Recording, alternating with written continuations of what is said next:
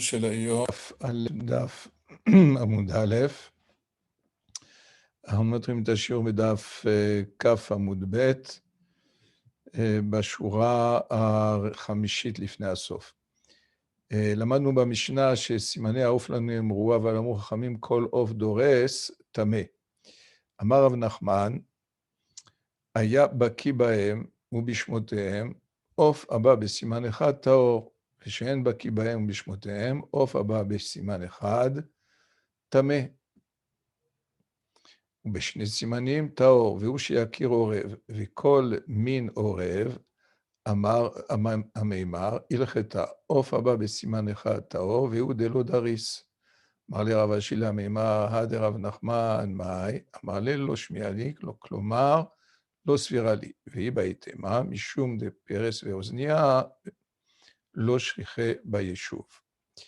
בשביל להבין פה את דברי הגמרא, אנחנו נקדים, קודם כל מה שאמרנו במשנה, בדף נ"ט עמוד א', שסימני העוף לא נאמרו, אבל אמרו חכמים, כל עוף דורס טמא. באמת סימני העוף לא נאמרו כמו שנאמרו לגבי בהמה וחיה, אבל בעוף התורה לא אמרה כללים של סימני העוף הטהור או הטמא.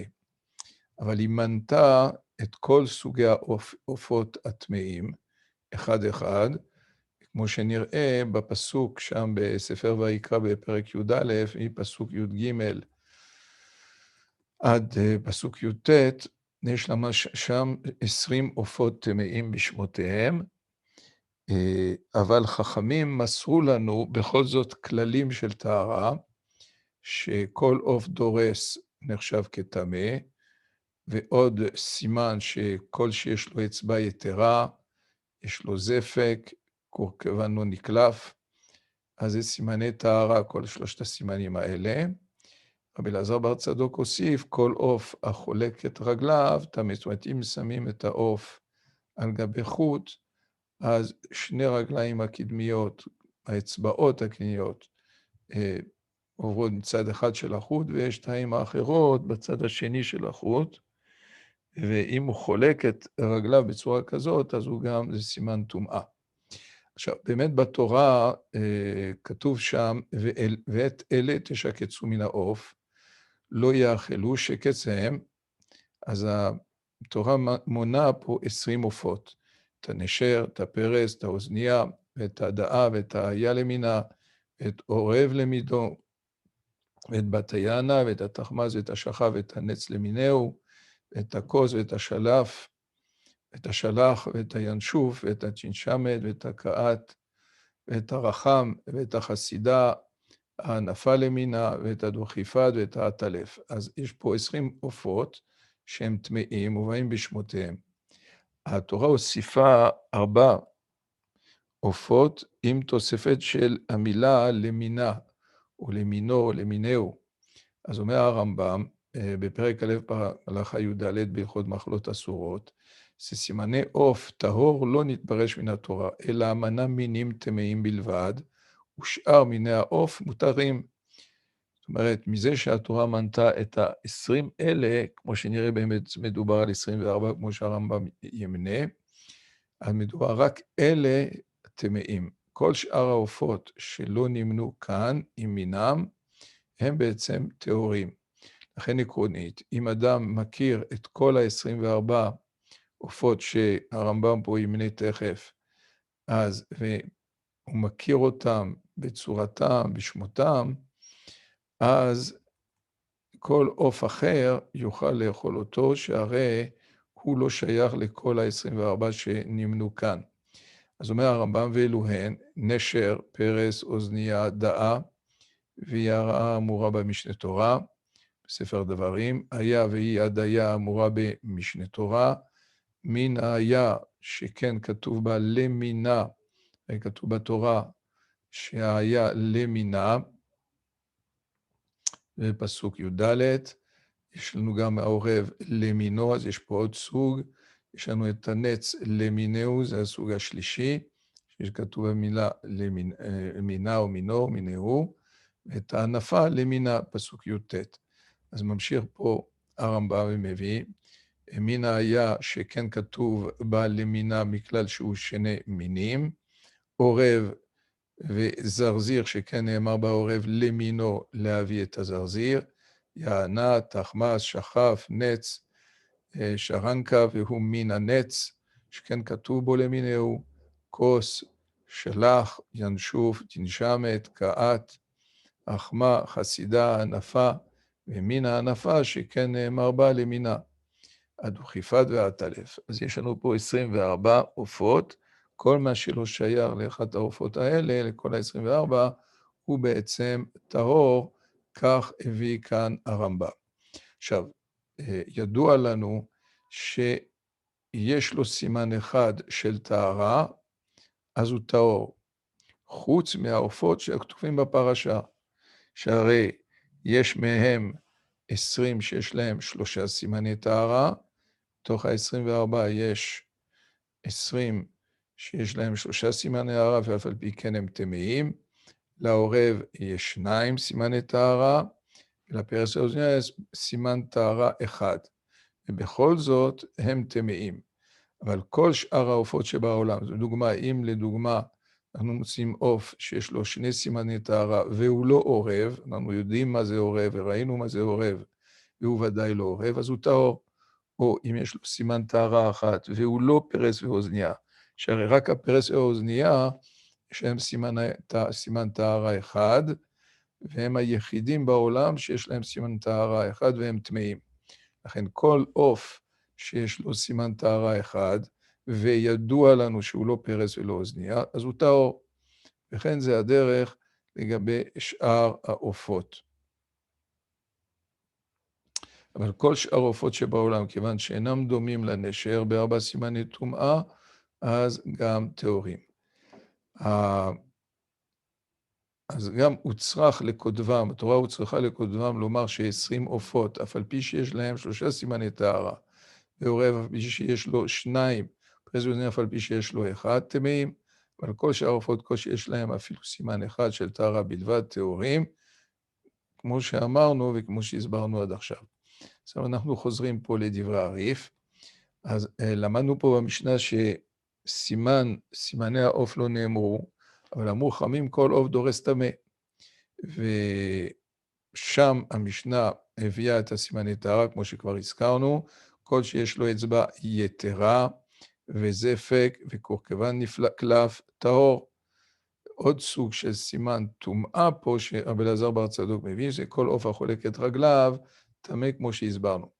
אומרת הגמרא, הגמרא מובאת פה בדף ס"ב עמוד א', אמר רב נחמן, היה בקיא בהם, זאת אומרת, יודע לזהות את הפרס והאוזניה, ובשמותיהם, הוא יודע מי קרוי פרס ומי קרוי אוזניה. אם בא לפניו עוף הבא בסימן אחד, מוצא עוף באיזה מקום, ויש לו סימן טהרה אחד, והוא יודע שאינו נקרא לא פרס ולא אוזניה, אז ואינו דומה להם, הרי הוא עוף טהור, כמו שהסברנו, שהרי התורה מנתה את כל העופות הטמאים שיש להם סימן טהרה אחד, וזה רק הפרס והאוזניה, וכיוון שזה לא אחד משניהם, אז הדין הוא שהעוף שהוא מצא הוא טהור, ושאין בקיא בהם בשמותיהם, אבל אם הוא לא בקיא מה נקרא פרס או אוזניה, כן, ויש לו סימן אחד, העוף הזה הוא טמא, אפילו אם יודע הוא שאין עוף זה דומה לא לפרס או לא אוזניה, אם שמו הוא פרס או אוזניה, אסור.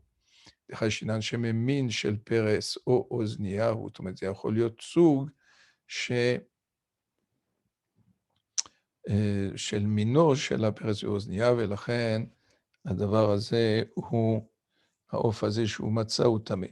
עכשיו, בשני סימנים, אבל אם יש לעוף שהוא מצא 2 סימני טהרה, ואינו מכיר אותו, הרי הוא טהור, והוא בתנאי שיכיר עורב, כן, כמובן מדובר שהעוף הזה הוא לא מכיר אותו, אבל יש לו 2 סימני טהרה, והוא יודע שהעוף הזה שהוא מצא הוא לא עורב, והוא יודע להכיר עורב, וכל מיני העורב, כי כתוב בתורה גם למינהו לגבי העורב, אז כיוון שידוע לנו שבכל העולם כולו, עוף שיש לו שני סימני טהרה, והוא רק העורב, וכיוון שזה לא עורב, לכן ממילא העוף הזה שהוא מצא, שיש לו סימני טהרה והוא לא עורב, לכן הוא טהור. אמר המאמר, הלכתה, עוף הבא בסימן אחד טהור, והוא דלא דריס. מספיק שסימן אחד טהרה, אפילו שאינו בקיא לא בהם ולא בשמותיהם, הוא לא יודע שהוא פרס ואוזנייה. אז פה בעצם המאמר בא לחלוק על הדעה של רב נחמן, שדעת רב נחמן סימן אחד לא מספיק, צריך וגם זה שהוא לא דורס, זה גם עדיין לא מספיק, צריך שהוא ידע שזה לא פרס ואוזניה, כן?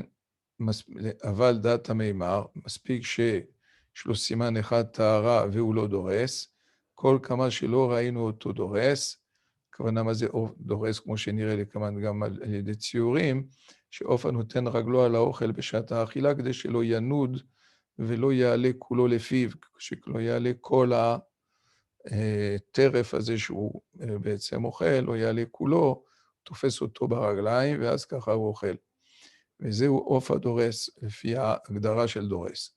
אז אמר לרב אשי למימר, הדרב נחמן, מאי? הוא שואל את המימר, מה עם דברי רב נחמן? לפי רב נחמן לא מספיק שיש לו סימן אחד ושהוא לא דורס, אלא גם הוא צריך לדעת שהוא לא פרס ולא אוזניה. אז אמר לא שמיע לי, כלומר לא סבירה לי. זאת אומרת, באמת המימר חולק על רב נחמן, ולכן די למימר שהוא יהיה לא דורס, ויש לו סימן טהרה אחד כדי להתיר את העוף. והיא בהתאמה, משום לפרס ואוזניה לא שכיחה ביישוב, כן? זאת אומרת, יש אפשרות גם להסביר שהמימר באמת הוא לא חולק על רב נחמן, אלא כיוון שאין לחשוש שזה יהיה פרס ואוזניה, היות והוא מצא את העוף ביישוב, והעופות האלה, פרס ואוזניה, אינם מצויים ביישוב, לכן אין מקום לחשוש שמזה אחד מהם, ולכן ממילא העוף הזה הוא טהור, יש לו סימן אחד, וזה ודאי לא פרס ואוזניה, כי זה לא מצוי ביישוב, והעוף הזה הוא מצא אותו ביישוב, לכן הוא טהור. נחזור פה לדברי הריף.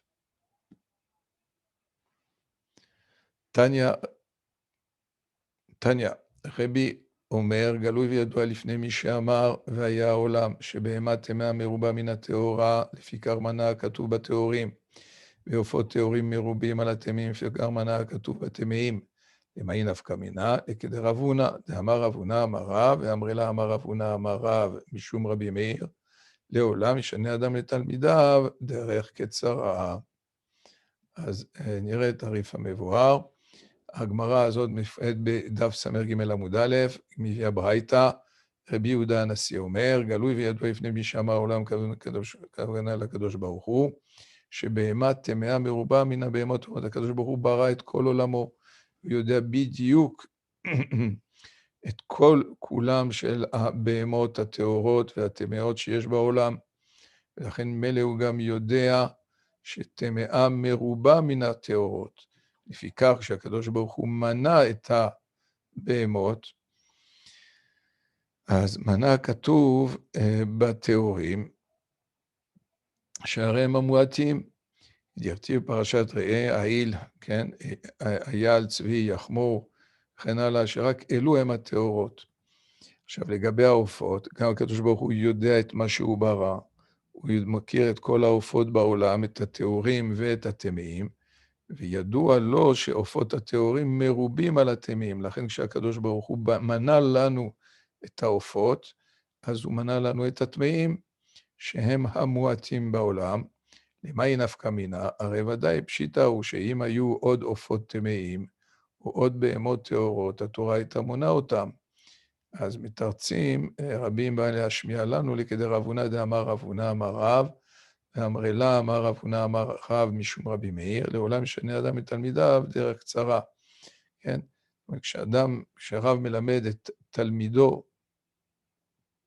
תורה, אז צריך ללמד אותו דרך קצרה, כמו שהתורה לימדה אותנו דרך קצרה, בבהמות היא מנתה את המיעוט, את הבהמות הטהורות, ובעופות את העופות הטמאים שהם המיעוט, לפי שהדבר מתקיים אצלו יותר מאשר אם שונה לו בדרך ארוכה.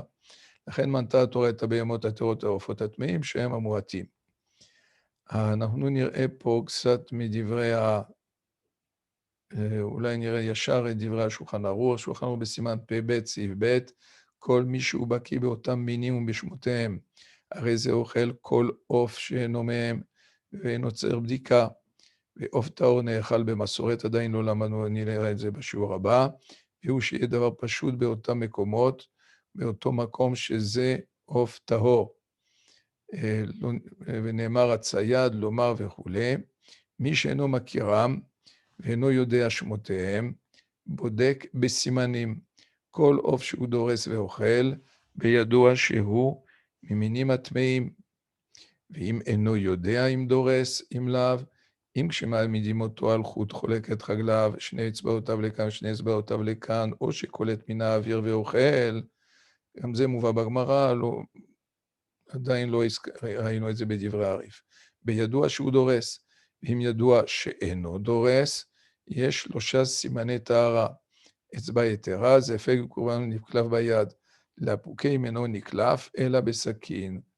היה חזק ומדובק וכולי, זה עדיין לא למדנו.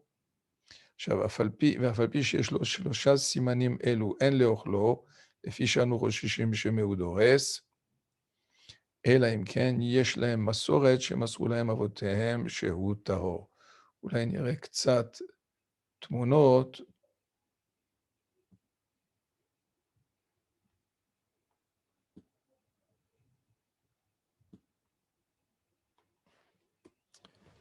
נראה קצת תמונות שממחישות לנו. פה יש לנו את הנשר, שיש לו זפק, אבל הכיוון שלו אינו נקלף, שאין לו אצבע יתרה, הוא ודאי טורף. אבל הזפק הזה יש לו כיס, אך אינו משמש כזפק לריכוך המאכל, אלא כמחסן בעת שהקיבה מלאה. אז בעצם זה לא זפק שהתכוונו אליו חז"ל. פה יש לנו פה הגדרה של טורף, יש לנו 3 פירושים מה נקרא טורף. פה רואים את הפירוש שהזכרנו, שכל עוף הנותן רגלו על האוכל כשהוא אוכלו ומחזיקו ברגלו שלא ינוד ולא ינטל כולו אצל פיו, הוא דריסה. הוא תופס את הטרף שלו ומחזיק אותו כדי שהוא יוכל לבוא ולדחוף. יש פירוש שאומר שדורס ואוכל מחיים ואינו ממתין לה עד שתמות. זאת אומרת, הוא אוכל באמת את הבעל חי שהוא תפס כשהוא עדיין חי. יש עוד פירוש שהוא אוחז בציפורניו ומגביה מן הקרקע מה שאוכל, כמו שאנחנו רואים פה בתמונה. פה יש לנו פה דוגמה של תור, כן, שהוא באמת עוף טהור כמובן, אז יש לו זפק, יש לו קורקוון שנקלף, ויש לו אצבע יתרה. כבר ראינו מה זה אצבע יתרה, יש בזה מחלוקת. יש מדעת רש"י, שזה האצבע האחורית הזאת, שהיא גבוהה, שאחורי האצבעות. יש מי שאומר שזה האצבע הארוכה, קדמית, כך דעת הר"ן. פה רואים את הקורקוון שהוא נקלף ביד, שזה גם אחד מסימני טהרה. פה אנחנו רואים פה בתרנגול, עוד פעם, יש לנו פה את הזפק, את הקורקוון שנקלף, את האצבע היתרה לפי דעת הר"ן, והרעה, וזה לדעת רש"י. פה יש לנו את העורב, ויש פה עוד כמה דוגמאות של עופות טהורים וטמאים.